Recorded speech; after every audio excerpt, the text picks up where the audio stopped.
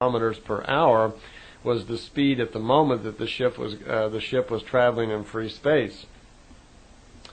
So they've made the jump to the Pleiades, and Billy's getting a little excited, and somehow Semjase senses in his thoughts that he would like to take a picture of all this.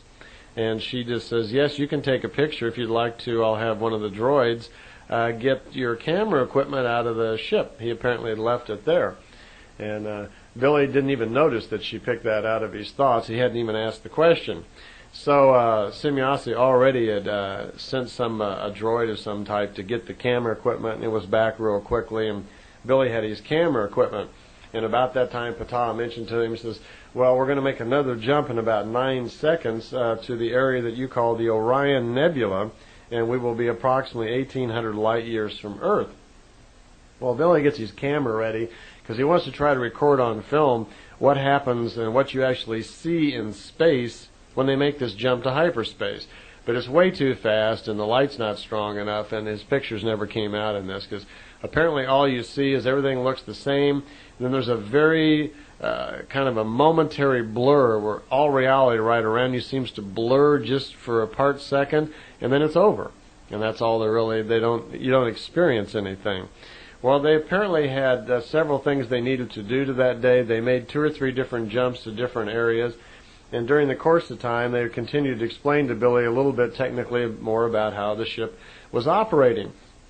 Each time they made a jump, Billy was becoming more sensitive. He was trying very hard to pick up on this feeling that he was getting when they made the jump, this small microsecond there where he's in touch a little bit with eternity. And he's getting more and more intrigued by it, and in his mind he's, trying to figure out how it works. And Ptah senses that he has a lot of interest in this, and explains to him that, well, in the normal hyperspace jump, that it's no problem for them to paralyze time. That actually when you watch your watch, no time really transpires. It's just almost instantaneous. But because that they are actually leaving the coarse material world that we live in, the matter world, and that the ship actually is entering the fine matter world. It's no longer physical. It's just fine matter like thought then. Since it is actually converted to that, it does exist in a different state there for a very brief time. And he explains to Billy that they can stay on purpose in the fine matter world for a period of time if they're very careful about how they control the speed of their particles when they are in the fine matter world. And again, he explained to them if they don't control the speed just exactly right, if they slow down a little too much or drop the speed, that they would find themselves in endless, timeless loss. They would never find their way back home. They would be, apparently, they would get so far out of time wherever they would be that it would be impossible for them to even find their way back. So they had to be very careful, but he says they had learned to control it where they could control the speed, the velocity of the particles just a little bit, so they could actually stay in the fine matter world for 7 minutes. And he says, here's what would happen. He says, if you are interested in that, we can do that we're going to be making a jump to what they call the barrier. There is a barrier built, a man-made barrier built by the Timmers, Ascot people, at a certain place in the universe that connects the 2 universes together. And they're going to be going to that today. And that apparently on that particular jump, he says, if you would like, we've done it many times, and we can cause the ship then to stay in the fine matter world for 7 minutes. And we can do this by controlling the velocity of the particles very, very little. And he remarks that in the fine matter world there actually is time. Not like we have time here, but it's on a whole different scale. That just 1 little millionth of a second is equal to millions of years in the physical world. So to be outside in the fine matter world and to change the velocity just for a part second, they would slip just a little bit. They would remain in the fine matter world for 7 minutes then because of that very slight dip in velocity just for a part second. They would stay there for 7 minutes, and 35 minutes would actually go by in the known physical world. Now let me explain that one more time. In the normal world, here's how it would work. Let's say there are two of us, and we synchronize our watches, and we're on planet A, which is Earth, and let's say we're going to go to planet B, which is Ira in the Pleiades. And we're in our ship, so we synchronize our watches. Okay, the ship takes off, and we start our watches here. We're watching our watch, and we're getting ready to make this jump over into the Pleiades. And normally when this is done, they paralyze time and space so that there is no time loss at all. But on this particular occasion, they're going to, on purpose, control the velocity of the particles in hyperspace so that they stay in hyperspace for 7 minutes, and there will be 35 minutes elapse on our watches. So here's what happens. The experiment starts.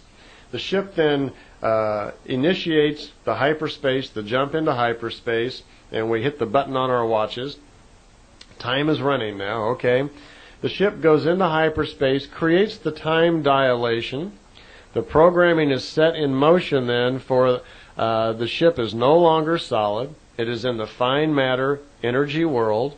It is now in an energy state, and we have pre-programmed those particles while we were in the physical state so that once we enter into this fine matter, there's a very, very a slight retarding of the speed of the particles just for a part second. And I don't know how long that is. They said it's just a millionth part second. So it's a very fast thing because you can't retard the speed very long or we slip way off into time and we'll be totally lost. So the ship does that. The particles are programmed. We go into the fine matter world. We retard the speed just for that part second. We now, in the fine matter world, 7 minutes we will actually experience being in fine matter, in a non-physical form. 7 minutes will go by while we're in the fine matter world, and we will have awareness of that your spirit will be aware that it's in the fine matter world for 7 minutes. At the end of that 7 minutes, the ship and everybody in it then is converted back into the physical world. Only 7 minutes has gone by on our watches for those of us who are on the spirit side. We were there for 7 minutes. But we look at our watch, on the people on the planet, 35 minutes went by. That equates to 1 second in the timeless is equal to 5 seconds in the physical world. That's the general ratio. So 35 minutes went by, but we only lived 7 minutes. So in effect, 28 minutes, we're now younger. The people in the material world lived for 35 minutes, but we were gone during that 35 minutes, and we only lived for 7 minutes. So there might even be the beginning of a technology or somewhere where we could do with the cells of our body somehow, where the process could actually be reversed, where we could run all of our cells through the fine matter world or something and retard the life span. I don't know. But that's how they do it. And they had learned technically to get to that particular point where they could control the speed of the particles in the fine matter world. Well, Billy says his mind was boggled and he couldn't begin to understand how all that is possible. But if they were willing to retard and do this and allow him 7 minutes in eternity, he was very excited. He says, well, how would it be possible? Is everybody here going to experience that? And he says, no. All of us on the ship will feel it. Everybody on board the Great Spacer will sense that they are in the fine matter world. And Semjase remarks, one of the drawbacks here, Billy, is that because we're in the fine matter state, it's not possible for our physical minds at that point to record your thoughts while you're in the fine matter state, which is what they normally did. So when Billy got home, they could play all of it back.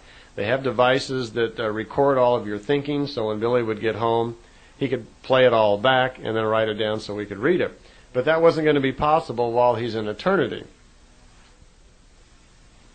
I see here we're coming to the end of the tape, so go ahead and advance it, and I'll meet you on the other side.